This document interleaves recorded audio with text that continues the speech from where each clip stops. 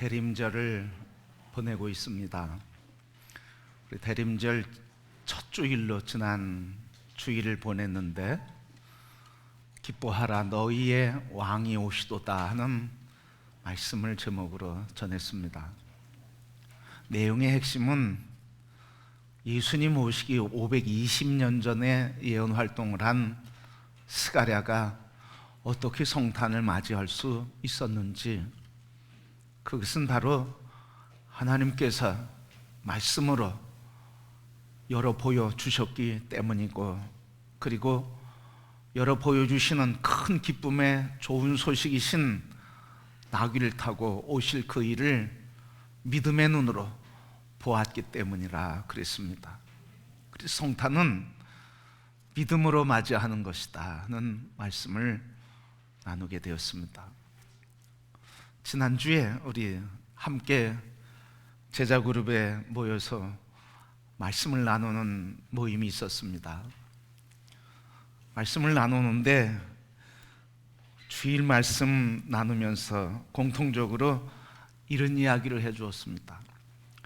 성탄절 기념하고 축하하는 일에 전념하느라 예수님을 맞이한다고 하는 것은 소홀했던 것 같습니다.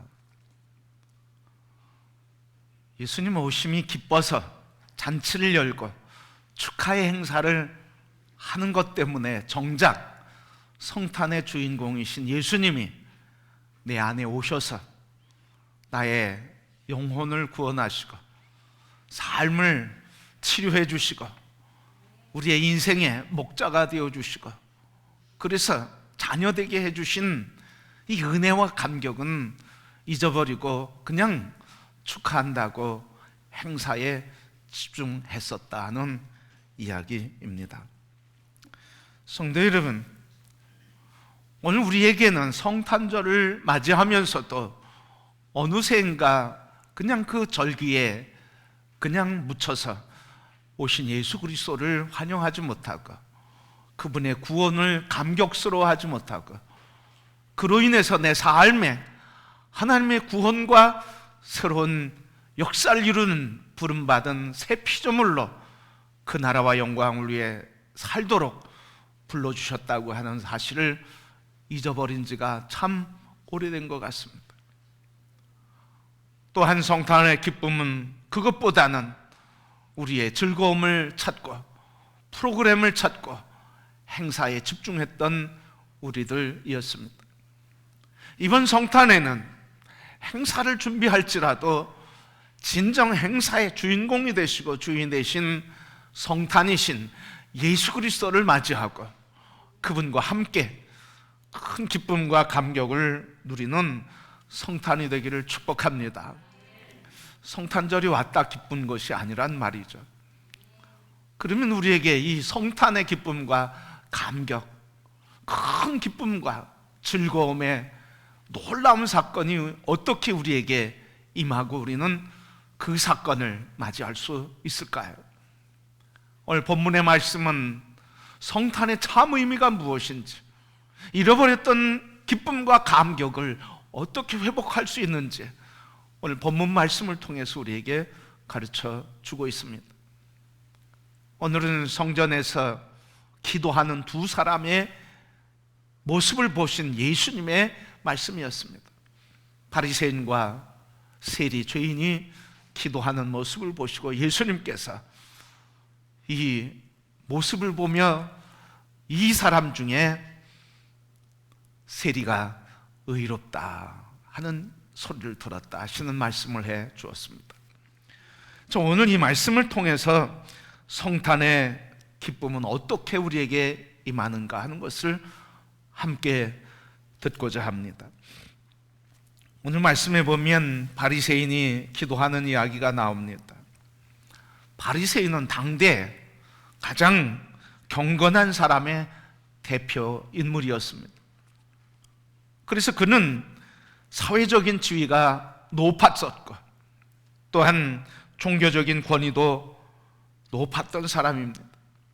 그런가 하면 그 시대에 정치적인 권한도 있었던 사람입니다. 성전을 관리하는 일에 온 마음을 다 드렸고 누구와 비교할 수 없이 주님을 사랑하고 하나님을 사랑하고 성전을 돌봤던 사람이었습니다. 바로 바리새인이 얼마나 경건한지, 얼마나 경건의 모델인지는 그의 기도의 내용을 보면 더 분명합니다. 11절 12절 말씀 보면 따로 서서 기도했습니다. 그리고 다른 사람과 같지 않음에 대해 2번이나 반복해서 감사했습니다. 그 감사의 내용은 하나님을 향해 기도하는데 우리가 토색하지 않고 불의하지 않고 간음하지 않은 것을 감사합니다. 그리고 또 저 세리와도 같지 않음을 감사합니다.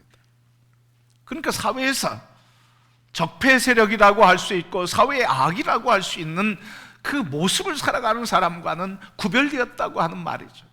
그것을 감사했습니다. 그런가 하면 종교적인 경건의 모습을 감사했는데 그것은 일에 2번씩 금식할 수 있었고 그리고 소득의 11조를 드릴 수 있었습니다. 여러분, 생활의 11조가 아니라 소득의 11조를 드렸으니 그들의 열심이 얼마나 대단했고 그들의 경건이 얼마나 컸었는지 하는 것을 보여주고 있습니다. 그래서 당연히 모든 시민들은 그를 존경하고 존중받을 사람이었습니다. 존중받을 만한 사람, 존경받을 사람, 그리고 모든 사람의 성공과 신앙의 이상적인 모델이 되었던 것입니다. 반면에 세리는 어떤 사람이었습니까? 당시에 비난받을 만한 사람이 있다고 하면 아마 그 비난받을 만한 사람의 대표 인물이 바로 이 세리였습니다. 왜 그런가 하면 세리는 자기 백성들에게 세금을 징수해서 이방 나라 로마에게 바쳤던 사람입니다. 그러니까 이방 나라를 위해서 일했던 사람입니다. 사회적으로는 가장 천한 직업을 가꾼 사람으로서 멸시와 조롱을 받았습니다. 정치적으로는 매국노였습니다. 종교적으로는 부정한 사람이고 죄인이라고 비난받는 사람이었습니다. 그래서 당연히 모든 사람들에게 이 비난과 조롱을 받을 만한 대표적인 사람 바로 세리였습니다. 그러게 모든 사람들이 다 이 바리새인처럼 이상적인 신앙생활을 하는 것, 그리고 이상적으로 사회에서 성공적인 삶을 사는 모습을 살아가는 그들을 다 존중하고 인정했습니다. 그런데 오늘 말씀에 보면 예수님의 평가는 달랐습니다. 14절 말씀 보면 내가 너희에게 이르노니 이제 저 바리새인이 아니고 이 사람이 의롭다 하심을 받고 그의 집으로 내려갔느니라. 바리새인도 있었고 세리도 있었고 그 이야기를 듣는 사람도 있었습니다. 당연히 바리새인들이 경건의 모양이 경건의 모델인 그들이 예수 그리스도가 그들을 인정해주고 의롭다고 얘기해 줄 줄 알았습니다. 그런데 예수님은 전혀 반대로 세리가 의롭다고 함으로 이 이야기를 듣는 사람들에게 충격으로 와닿았습니다. 성도 여러분, 오늘 바리새인 이 기도, 어떻게 예수님께서는 이 바리새인을 이렇게 인정하지 않고 세리를 인정했느냐 하는 말을, 오늘 그들의 기도를 보면 왜 예수님께서 그렇게 말씀하셨는지를 분명하게 보여주고 있습니다. 바리새인의 기도는 첫 번째 말씀 보면 9절 말씀에 보면 바리새인은 자기를 의롭다고 믿고 다른 사람을 멸시하는 사람들이었습니다. 자기는 의로워요. 자기는 의인이에요. 그래서 다른 사람을 멸시했어요. 기도가 그랬단 말이죠. 자기 자신도 그렇게 여겼을 뿐만 아니라 하나님 앞에 드리는 기도도 이렇게 자기 의의에 빠져서 다른 사람을 멸시하는 기도합니다. 기도 속에 그랬지 않았습니까? 불의 토세 간음하지 않은 자, 간음한 자와 같지 않고 저 세리와도 같지 않음을 감사합니다. 스스로 구별짓고 스스로 의롭다 생각하고 스스로 자기를 거룩하다고 교만했던 사람, 그게 바로 바리새인의 기도였습니다. 오늘 말씀 11절 말씀 보면 따로 서서 따로 기도했습니다. 따로라고 하는 이 말 원문의 뜻은, 따로라고 하니 원문의 뜻은 자신에게라고 하는 거예요. 세리와 따로, 그 회중과도 따로, 또 누구와도 따로해? 하나님과도 따로 서서, 하나님 앞에 서서, 아니라 하나님 앞에서도 따로 서서 자기를 구별했습니다. 그래서 이 따로라고 하는 원래의 말은 자신에게 기도했다는 거예요. 기도의 주어가 하나님이 아니라 자기였습니다. 뿐만 아니라 자기 도취에 빠져서 자신의 의의를 자기 앞에 쭉 진열하듯 기도했습니다. 자기의 의의를 드러내는 기도를 했습니다. 바리새인은 왜 성탄을 맞이하지 못했을까요? 그렇게 당대의 경건한 사람이요, 의의 표상이요, 존경의 대상이었던 이 바리새인은 성탄을 맞이하지 못한 이유가 무엇입니까? 성탄이신 예수 그리스도께서 찾아오셨음에도 불구하고, 그리고 성탄이신 예수 그리스도를 따라다니면서 그의 말씀을 들었음에도 불구하고 들려지는 말씀이 저들의 마음에 상처가 되고, 그래서 예수 그리스도를 죽이는 일에 음모를 꾸몄고 앞장섰던 그 사람, 왜 저들은 예수님 성탄을 맞이하지 못했을까 하는 말입니다. 오늘 말씀에 있는 것처럼 그들은 교만했습니다. 하나님 앞에서도 자기를 구별해내고 의롭다고 스스로 자칭 의인이 됐습니다. 바로 의, 자기의, 이것은 바로 성탄을 막는 악한 요소라 하는 사실입니다. 우리 부부 생활하는데 저도 그랬어요. 집사람 먼저 이제 가정사역을 시작했거든요. 가정사역 하는데 이제 부부가 같이 모이는 시간이 있고 또 그런 시간이 있었는데, 집사람이 저에게 당신도 이 사역을 하면 좋겠다, 그리고 뭐 권면을 하는데, 가정사역 하는데 권면을 하더라고요. 그래서 제가 그런 얘기를 했어요. 아니 이 세상에 나 같은 남편 있으면 낳아보라고 그래. 나 같은 남편이 어디 있어요? 그리고 저는 남편 역할을 아주 제일 잘한 것처럼 생각했어요. 그리고 자부심이 있었어요. 내가 그렇게 당신을 사랑하고 그렇게 당신을 위하고 당신을 섬기는데 나 같은 사람 이 세상에 그런 남편 또 없을 것이다 그랬는데, 막상 가보니까 정말 나 같은 남편은 없더라고요. 그렇게 아내 힘들게 하고 못되게 하고 좋지 않은 남편은 또 나밖에 없더라고요. 나 같은 사람은 없더라고요. 교만하니까 가정 회복에 대한 기회가 늦어지더라고요. 나 같은 사람 있으면 나와보라고 그래. 그런데 그걸 꺾고 가니까 가정의 모습과 진정한 남편과 진정한 아빠의 모습이 무엇인지를 배우게 되는 은혜를 입었습니다. 성탄이신 예수 그리스도, 우리의 구세주가 왔음에도 그들은, 바리새인들은 그들 예수님을 보고도 메시아를 영접할 수 없었고 오히려 그를 죽이는 일에 앞장섰던 것, 그것은 바로 교만 때문에 그랬습니다. 그런데 세리는 어땠습니까?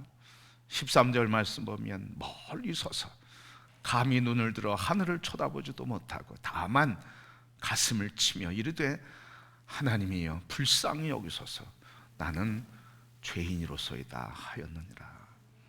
성전 앞으로 나오지도 못했어요. 그리고 하늘을 바라보지도 못했어요. 뿐만 아니라 가슴을 치며 통곡하면서 이렇게 고백했어요. 하나님, 나는 죄인입니다. 나를 용서해 주옵소서. 나를 불쌍히 여겨주소서. 나는 죄인입니다. 여러분, 불쌍히 여기다 하는 이 말은 원래 이 성경이 기록된 말의 뜻은 힐라스세티라고 하는 말이에요. 그런데 이 말은 화목 제물이라고 하는 말과 관계가 있는 말이에요. 화목제물. 로마서 3장 25절 말씀에 바울이 표현한 화목제, 그 제물의 이야기를 하는 거예요. 그러니까 이 세리의 기도는 뭐였어요? 하나님, 불쌍히 여겨주소서, 나는 죄인입니다. 이 말은 하나님, 나에게는 화목제물만 필요합니다. 화목제물이 없으면 나는 살아날 수가 없습니다. 이 죄에서 나를 건지고, 이 죄에서 나를 씻겨주고, 이 죄에서 나를 자유케 할 수 있고 구원하실 것은 바로 화목제물 뿐입니다. 바로 이 세리 죄인의 기도는 성탄이신 예수 그리스도를 갈망하고 간구하고 소원하는 기도였습니다. 바로 이 불쌍히 여기소서, 나는 화목제물만 필요합니다 하는 그 기도, 그가 오직 하나님께 자신의 화목제물을 구했고 죄의 진노로부터 벗어나게 해달라고 오직 자기 자신을 하나님의 처분에만 내어 맡긴 기도였습니다. 여러분, 바로 이런 기도예요. 하나님, 이 죄인을 용서하시고 저에게 속죄를 베풀어 주소서. 죄를 자백하면서, 세리가 무슨 죄를 자백했을까? 여기 나와 있진 않아요. 그런데 여러분, 나와 있지 않은 이유가 있어요. 우리는 죄하면 무슨 문제, 지금 토색, 불의, 간음, 뭐 이런 것들을 얘기해요. 그런데 세리는 그걸 표현하지 않았어요. 왜 그렇습니까? 자기 존재 자체가 죄인이니까. 자기 자신 자체가, 자기의 전부가 다 죄인이니까 죄의 목록을 낼 수가 없는 거예요. 그 목록 하나 해결됐다고 죄에서 벗어나는 게 아니란 말이죠. 그 문제 하나 자유했다고 내가 의인이란 말이 아니란 말이죠. 모든 존재의 자체, 나 존재 자체가 죄인이라는 거예요. 그러니까 자기 존재의 죄인됨을 발견하니까 하나님 앞에서 두렵고 떨므로, 하나님, 나에겐 화목제물만 필요합니다. 예수 그리스도만 필요합니다. 나에겐 구주만 필요합니다. 하나님 얼굴도 바라보지 못하고 가슴을 치면서 어찌할꼬 이사야가 하나님을 배운 뒤에 가슴을 치면서 어찌할꼬 내가 거룩하신 하나님을 배웠도다고 하며 죄로다 화로다 하면서 나는 이제 죽게 되었다고, 자기 존재의 죄를 발견하니까, 존재가 죄인 된 존재를 발견하니까 도망할 수도 없고 피할 수도 없고 거기서 뒹구는 거예요. 세리의 회개는 바로 이런 거였습니다. 뭐 하나 고친 게 아니에요. 뭐 하나 고백한 게 아니에요. 나의 존재가 죄인입니다. 하나님 앞에 설 때 바로 이런 죄인됨의 발견이 이루어지는 겁니다. 그러게 성도 여러분, 참 성탄은 언제 이루어지는 겁니까? 참 성탄은 내가 죄인입니다. 나는 죄 자체입니다. 하나님 앞에서 나는 화일 뿐입니다 하는 자기 존재가 죄라고 하는 사실을, 하나님 앞에서 난 죄인이라고 하는 사실을 깨달을 때, 그리고 그 죄로부터 벗어날 길이 없고 오직 나에겐 화목제물만 필요하고 하나님 앞에서 화목제물인 예수 그리스도만이 이 죄로부터 나를 벗어나게 할 수 있다고 믿음으로 바라보고 받아들일 때, 그때 참 성탄은 우리에게 임하는 것입니다. 우리는 이런 성탄을 너무 오랫동안 잊어버렸어요. 그냥 의식적으로, 형식적으로, 행사로, 그리고 프로그램으로 성탄을 맞이했습니다. 이번 성탄은 우리 모두가 다 성탄 찬양 축하의 잔치를 준비하지만, 그러나 그것은 우리 자신의 존재가 죄인이요, 이 죄의 문제는 예수 그리스도 십자가 아니고는 해결할 수 없는 것이라고 하는 절망 속에서 우리에게 다가오신 소망이요 희망이요 구원이신 예수 그리스도를 만지하게 될 때, 그때 참 기쁨과 감격의 성탄을 보내게 될 줄 믿습니다. 제가 가스 중독에 2번 됐었습니다. 한 번은 초등학교 5학년 때였어요. 그때 6식구가 같은 방에서 잤습니다. 그런데 소변을 누려고 일어나서 이 스위치를 딱 잡았는데 누르지 못하고 쓰러졌어요. 쓰러지면서 막 소리를 지르는 것 같아요, 제가. 그러니까 식구들이 깜짝 놀라서 깨는데, 일어났는데 저는 몰랐고 나중에 얘기를 들으니까 일어나서 불 켜는데 왜 그러냐 그러다 옆에서 누이가 푹 쓰러지고, 그리고 또 조금 있다 형도, 둘째 형, 큰 형도 푹 쓰러지고 이랬대. 그리고 저는 들어서 문 밖에 길가에다 이렇게 뉘어놨습니다. 뉘어놓고 시간 지나는데 옆에 집에 계시는 집사님 한 분, 그분이 찾아오셔서 저에게 동치미 국물, 아주 짠지 국물이죠, 이게 가득 먹여주는데 그거 벌컥벌컥 어떻게 마셨습니다. 근데 그거 마시고 나서 순간 시원해지더라고요. 시원한 게 달래 시원한 게 아니라 오줌을 쫙 그냥 누워서 쌌어요. 그러니까 숨이 돌아오더라고요. 그래서 살아났습니다. 두 번째는 대학교 4학년 1학기 봄이었습니다. 개학했을 때. 개학하고 이제 자취집에 들어갔는데 늘 이 가스에 민감해서, 그래서 자취집 들어가면 그때 연탄 보일러였으니까 연탄을 피고, 그리고 가스 새나 안 새나 다 점검을 했는데 괜찮은 것 같아요. 그런데 그날 밤, 첫날 밤 자취방에서 잤는데 아침에 일어나지 못했습니다. 감사하게 이 가스 중독이 되니까, 민감하니까 이상하다 그러면 벌떡 일어나는 거예요. 그런데 그날은 일어날 수가 없는 거예요. 호흡을 할 수가 없는 거예요. 가슴을 쥐었던데도 쉼이 안 되는 거예요.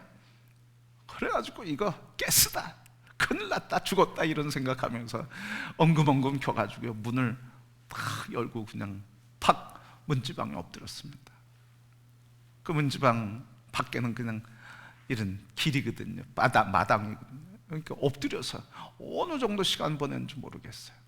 이번엔 살아야 돼, 죽으면 안 돼, 그러면서요 발버둥 추는데 갑자기 호흡이 돌아오더라고요. 근데 호흡이 돌아오는데 제가 그 순간에 그냥 눈물을 펑펑 흘리면서 울었습니다. 왜 울었냐면, 이제 살았다, 이제 살았다, 살았다고 하는 게 너무 감동스러운 거예요. 그런데 두 번째, 서럽더라고요. 가스 중독에 죽을 뻔한 게 서럽더라고요. 그래서 서러워서 울고 감사해서 울었어요. 하나님 살려주셔서 감사합니다, 감사합니다. 여러분, 살아나는 게 이렇게 감사하더라고요. 죄로 인해 죽었던 우리들, 죄로 인해 살 소망이 없는 우리들, 죄로 인해서 아무리 내가 의롭게 살려고 한다 할지라도 의롭게 살려고 하면 할수록 죄가 발견되고 그 율법에서 벗어날 수 없는 우리들, 죽은 자와 같은 우리들을 십자가 예수 그리스도께서 살려주시고 그 일을 위해 성탄으로 오셔서 그 이름을 받아들이는 자마다 의롭다 인정해 주시고 모든 죄에서 깨끗게 해주시는 이 구원의 사건. 그러게 여러분, 참 성탄은 어디에서 오는 거예요? 나는 죽었다, 그런데 십자가 예수 그리스도께서 나를 살려주셨다, 이게 믿어질 때, 그래서 살아난 것, 살려주신 것, 살아난 존재가 된 것, 그것을 믿겨지게 될 때, 그때 참 성탄의 기쁨과 노래는 울려 퍼지게 되는 줄 믿습니다. 성도 여러분, 이번 성탄 행복한 성탄, 기쁜 성탄 되기를 소원합니다. 언제 죄의 절망 속에 있는 그 속에서 참 기쁨을 누릴 수 있는 거예요. 누가복음 7장 41절 43절 말씀에 보면 이 죄를 지은 여인 이야기가 나옵니다. 근데 이 죄를 지은 여인이 예수님 바리새인의 집에 초청을 받아서 식사를 하는데, 식사하는데 예수님에게 와서 향유를 붓고 닦아드려요. 근데 그것을 비난하는 사람들을 향해서 예수님께서 말씀하십니다. 500데나리온 빚을 진 자가 탕감을 받았을 때 그리고 50데나리온 빚을 진 자가 탕감을 받았을 때 누가 더 행복하겠느냐, 누가 더 감사하겠느냐 그랬더니 모두가 다 한결같이 500데나리온입니다. 그렇다, 이 여인은 그런 기쁨을 누린다. 용서받을 수 없는데 다 용서해 주셨다는 거죠. 많이 용서받은 사람이 많이 감사한다는 거죠. 자기 죄의 심각성을 깨닫고 그 심각한 죄로부터, 죽음의 죄로부터 나를 건져주셨다고 하는 이 사실을 깨닫는 자들이 더 감사하고 더 기뻐한다고 하는 말이죠. 우리에게 왜 기쁨이 없습니까? 그것은 죄의 문제를 해결하지 않아서 그런 거예요. 왜 우리에게 성탄이 행복하지 않습니까? 죄의 문제를 해결하지 않아서 그래요. 왜 우리는 성탄을 형식적으로 보냅니까? 죄의 문제를 해결하고자 오신 예수 그리스도를 맞이하지 않아서 그래요. 왜 우리는 성탄이 행복하지 않습니까? 우리 안에는 나도 모르게 바리새인과 같은 교만이, 이 정도면 됐지 하는 교만이 성탄의 기쁨을 누리지 못하게 합니다. 성도 여러분, 이번 성탄 모두가 다 주 예수 그리스도 앞에서, 하나님의 임재 앞에서 나의 죄의 됨을 발견하고 죄인임을 발견하고 이 세리가 고백했던 것처럼 나를 불쌍히 여겨주소서, 나에게는 화목제물만 필요합니다. 화목제물을 이신 예수 그리스도만 필요합니다. 우리 함께 이 기도를 드리면서 참 성탄의 기쁨, 큰 기쁨의 감격의 소리가 우리 입으로부터, 우리 영혼으로부터, 우리 내면으로부터 하나님께 올려드려 하늘에는 영광이요 땅에는 기뻐하심을 입은 사람들 중에 은혜가 넘치는 이 성탄, 아름답고 복된 날, 그래서 그 기쁨으로 하나님을 예배하고 축하하는 이 성탄이 되기를 축복합니다.